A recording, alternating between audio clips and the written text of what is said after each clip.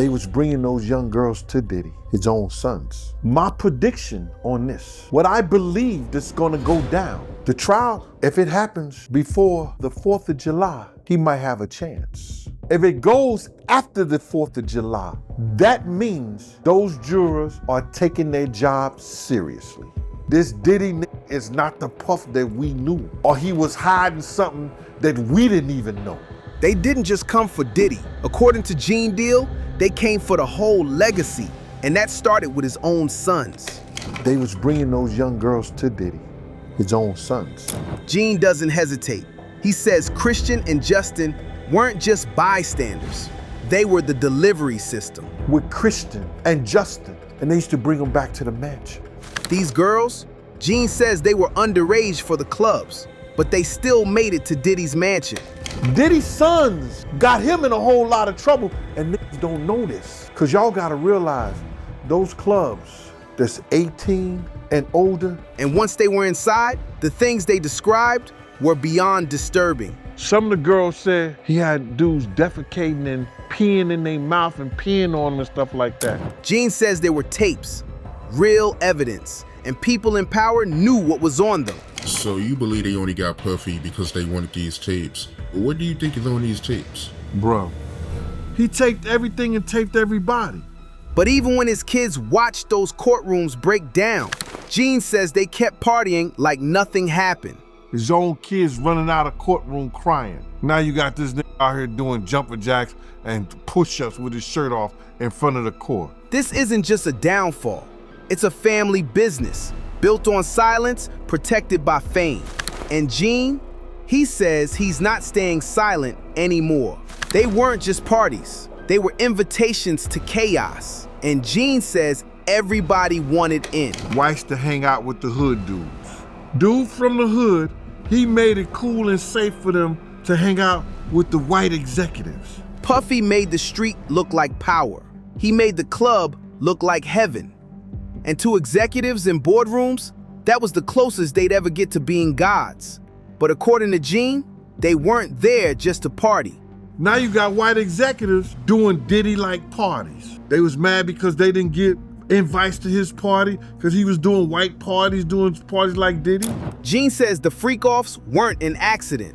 They were a business model. So Diddy have on tape, he taped everything. He taped everything and taped everybody. Even Prince Harry was allegedly in the room. You gotta realize, you got people like Prince Harry. Prince Harry was at a Diddy party. Now imagine that. Global royalty, pink cocaine, hidden cameras, NDAs. Gene says it was all on tape, and not just one tape, hundreds. They took over 256, cameras, and who had that many cameras in their house? But it wasn't just who was in the footage, it was what they were doing. Gene says Diddy once told an assistant to prove his loyalty by sleeping with a girl, while Diddy watched. Gave him a condom and told him to sex the girl right there. And the girl said yes, right there on camera. She said yeah. People were drunk, high, vulnerable, and according to Gene, Diddy used that to build a vault of blackmail. If he was blackmailing Cassie, and Cassie's mother had to give him $20,000 for her tapes allegedly. Some of these tapes never made it into court, and Gene says that's exactly the point, because they weren't trying to bury Diddy, they were trying to bury what he had on them. It wasn't always about blackmail or parties. Sometimes, Gene says, it was about fear, because certain names made even Diddy freeze. I used to wonder why Heavy D used to grab that little nigga by the throat, by the back of his head, and like pull him in the office. Now, I don't care who was doing security. When Heavy D came around Puff and he grabbed this little nigga and brought him into an office, Puff was a... Gene says when Heavy heard Puff did something dirty, he didn't text, he didn't warn him, he walked up, grabbed him by the neck, and dragged him into a room. Heavy would grab that little nigga by the back of his throat and rush this nigga in the office. But Heavy would have hurt him. He didn't play those games. Most people saw Heavy D as the smiling dancer, but Gene saw something else, a street boss that Diddy couldn't control. And when Heavy died, that's when Gene says Puff lost whatever moral leash he had left. It seemed like when Heavy died, Wolf died, this nigga just went bonkers, haywire. But the real ghost haunting Diddy wasn't Heavy, it was Wolf. Wolf wasn't just a bodyguard. He was a real Harlem figure, someone who kept Puff alive and kept the wolves off his back.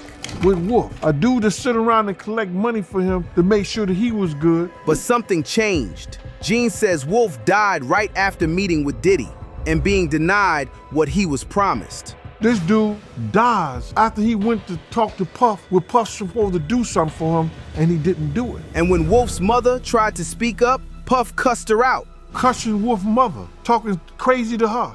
Gene doesn't flinch. He says if Wolf had lived to see that, Puff would have been dead. If Wolf was alive, Puff would be dead. Because he either beat the shit out of him to death or did something to him. Because Gene's been saying it for years. Puff didn't start fires. He just hired people to play with matches. This is where the story turns sick. Because according to Gene, what came out in court wasn't even the worst of it. Some of the girls said he had dudes defecating and peeing in their mouth and peeing on them and stuff like that. Let that sink in. Not rumors, testimonies, and not from one person, from multiple lawsuits. Psychotic, narcissist, a sociopath sex offender, abusing and degrading women by letting random men, prostitutes, male prostitutes, brother, ejaculate their sexual juices on them so he can lick them off. Gene isn't saying this as a theory. He says this is what the feds saw, what the jury saw. If he was blackmailing Cassie, and Cassie's mother had to give him $20,000 for her tapes allegedly, and the federal government, when they showed some of the stuff that was happening in there, you could see the jury cringing. And still, they didn't use most of those tapes. Gene says that wasn't an accident, it was a cover-up. Why do you think they didn't use the tape that they got from Diddy house? It would have been public record, you could go get those tapes. Because once something is public record, the world sees it. And according to Gene, there are powerful people who couldn't let that happen. Probably got $1 million house and all that shit somewhere. Because he definitely quit and tried to put that shit off on Trump. And Gene drops one final warning. It would have been public record, bro. It's a dirty game out here, man. A dirty game with names we ain't even heard yet. But in a world this dirty, you wear what matters. Our Brooklyn T reps where this culture started. Bold and built from truth. Right now it's 20 instead of 30, exclusively for our YouTube fam. Grab yours here while the deal's live. Diddy didn't beat the case. He beat Rico. And Gene wasn't surprised, but he was still pissed. The verdict, it came in. How you feeling about it, man?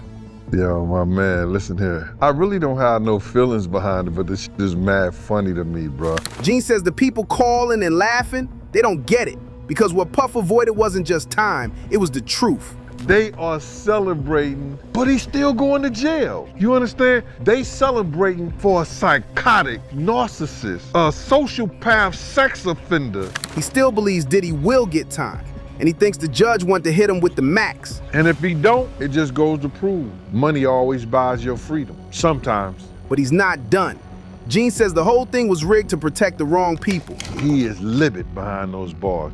He thought he was walking out that courtroom today. The third-party letters changed his mind. He says this wasn't about justice. This was about making sure Diddy didn't pull the whole tower down with him. You got some of the same Universal executives. They used them enough, whereas that now you got white executives doing Diddy-like parties. He compares Puff to a black Epstein, not because of what he did to others, but because of what he caught on camera. Puff might be the black Jeff Epstein. He got all the tapes of some people that are friends of ours. But if you think this ends with the verdict, you're not listening. Because what it's gonna do is, it's gonna cause somebody else to think they can get away with that he got away with. Because if it really was the end, Gene wouldn't still be talking. Gene's been saying it for years. He didn't celebrate being right. There was no satisfaction in it, just confirmation. Because being right meant the game was still rigged. It meant innocence didn't matter. It meant guilt didn't matter. Only who you were, only what you had. Because what it's gonna do is, it's gonna cause somebody else to think they can get away with the shit that he got away with. And when Gene says, I understand how this system works, he's not just talking about prosecutors or defense attorneys. He's talking about a whole network. The labels, the lawyers, the culture itself. This wasn't justice, this was protection. And Gene had seen it play out too many times before. But just because the case was over didn't mean the danger stopped. Because as the headlines died down, Gene says something else started happening. They didn't want to see the prosecution tear their ass up, so they rest. Probably got $1 million house and all that shit somewhere. Because he definitely quit and tried to put that shit off on Trump. They had more. They could have done more. People disappeared, witnesses vanished, and the truth got quieter. They took over 256, cameras, and who had that many cameras in their house? It would have been public record, bro. It's a dirty game out here, man. And according to Gene, that game is far from over. If you made it this far, you already know this ain't just a story. It's a warning, and it's far from over. Make sure you're subscribed, because the next chapter is already in motion. And if you want to rep where the truth still lives, grab the Brooklyn tea before the next case drops.